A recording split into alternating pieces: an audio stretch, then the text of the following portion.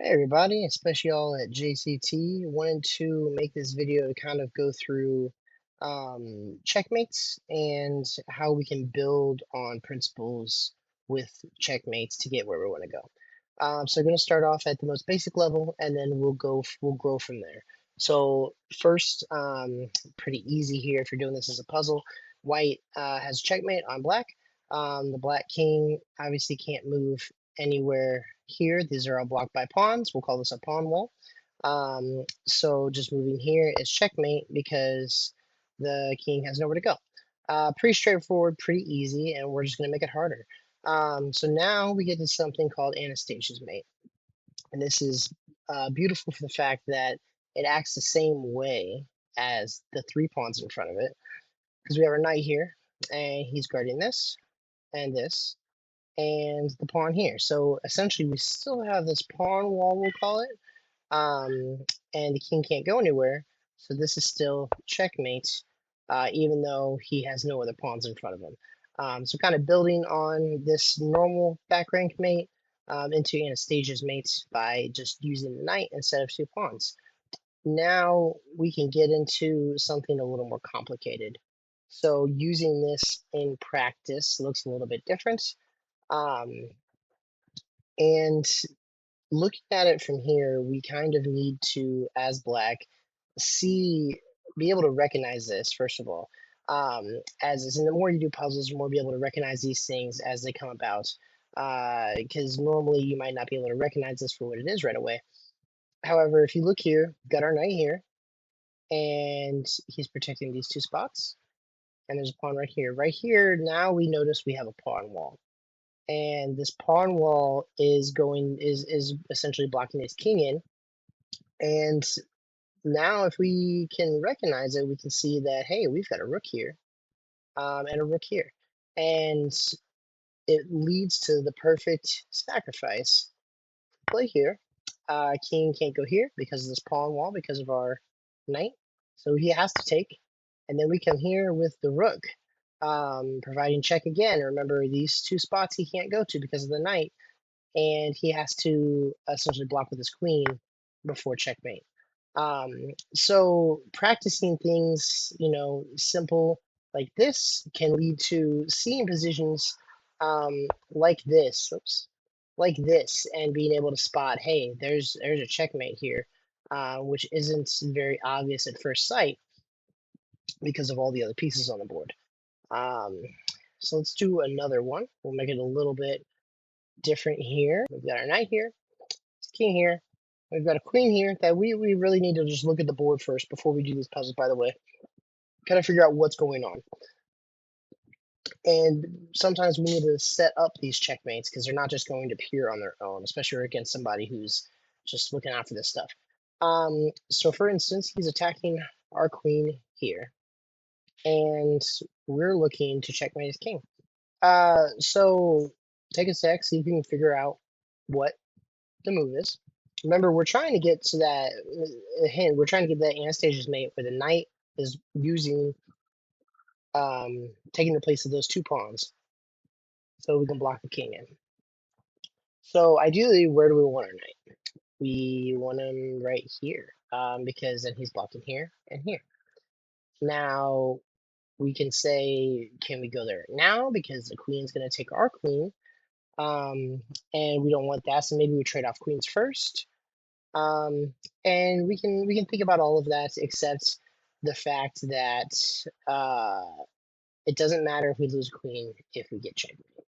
So we do take the bishop here, setting this up to take to here and here.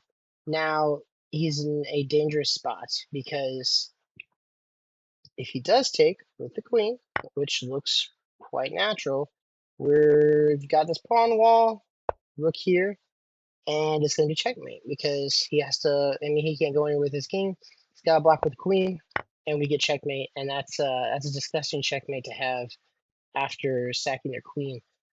So it's really beautiful for that. Now, one way he could avoid this, let's say, is if I take here, he recognizes that and takes with the pawn, right?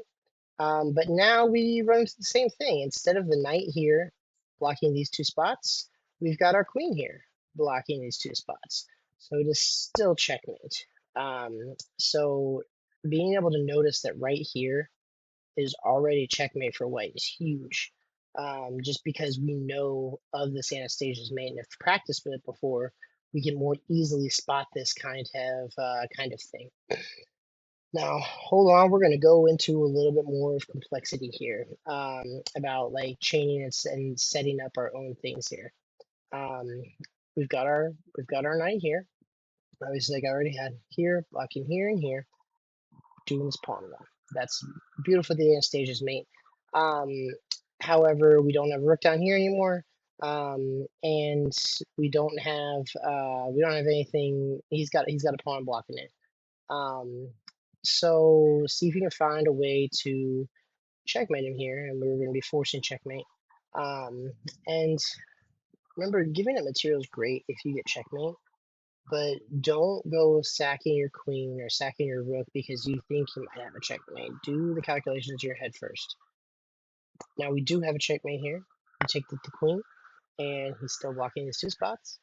So when the king comes back, we go here with the rook, and that is going to be our checkmate, because the only thing he can do here is block with the bishop. So by sacrificing our queen here, we were able to come in the back door and get a checkmate because this knight is here. If this knight's here, this does not work, and that's a terrible move. Okay, so lastly, I want to show you what you can really do when you chain this kind of stuff together. I don't expect anybody to be able to get this right away, and it really shows how to kind of set these things up on your own, when you get good enough at spotting them.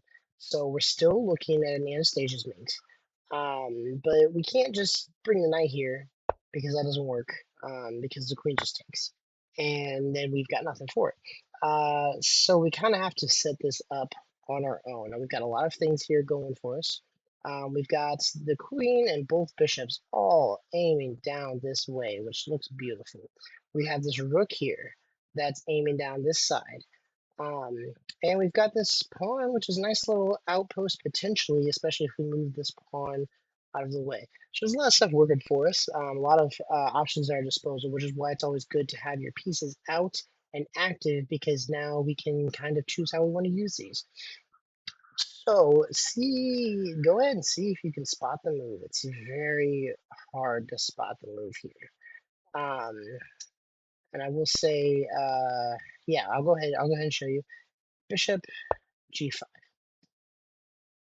Now, bishop g5 is nasty, because there's not much, there's all bad options for black. So we've got the queen being attacked here, and the queen um, cannot move back here because he's going to be taken. He can't move here. The only place she can go safely is right here. So he's got one move, queen going here. He's got another move, the pawn just taking our bishop, looking like we sacked a bishop. Um, and those are really his two best moves, if I'm being honest here. So we'll look at the first one. We'll look at the most logical one first. We just sacked our bishop, and he took back. Now, what we can do is go ahead and take this back with the pawn. And he's going to see here, you've got the rook aiming down now. We just opened up our pawn. We're attacking the queen. And suddenly he doesn't have very many places to go. He's still got here and here. These are his two spots here, or her two spots here. Here, and taking here. Now it might look like the best option is to go ahead and take here, which is probably true. We won't go into that yet. Now, first, let me show you if she goes here, trying to just gain no ground. We do here with a fork, and we take both the king and the queen, and we're going to win a queen out of that. And if she comes all the way back here, then the queen comes up, and it's going to be checkmate next move, or almost next move. So can't do any of that either. So the best option for the queen here appears to be taking this piece here, which looks to be the most natural. So right now we're just down a bishop. But if we calculate this right ahead of time, it's not going to matter. Queen h5. Queen h5 is threatening checkmate. Queen h5 is threatening to take the queen. It's threatening a whole lot of stuff here, and black just has to deal with. One way is trying to, looks like trying to go here, protect the queen and everything, but it just loses tonight. Going here, checkmate. So just want to get out of the way. The best move, other than that, looks obviously to trade queens, showing that I trade queens and then he figures this stuff out. But that's not what we're gonna do. We let him take our queen and see if we can find the move. 97 check, and suddenly we have our pawn wall, and the king has to go over here somewhere. No matter if he goes here or here, we've got checkmate with that beautiful pawn wall that we've created for ourselves from this position here. Through brute force, I might add. There was no way out of it for black. We went through all the different options. Black had literally zero good moves here. We forced our way all the way to checkmate. So, not that anybody should have gotten this correctly, and not that anybody should have known this. This is very difficult.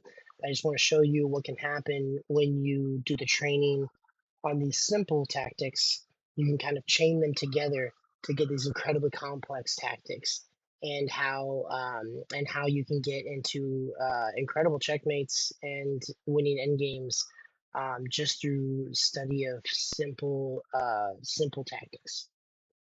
Thanks for listening, guys. I hope you guys got something out of it. Leave me comments if you have questions, and I will see you next time.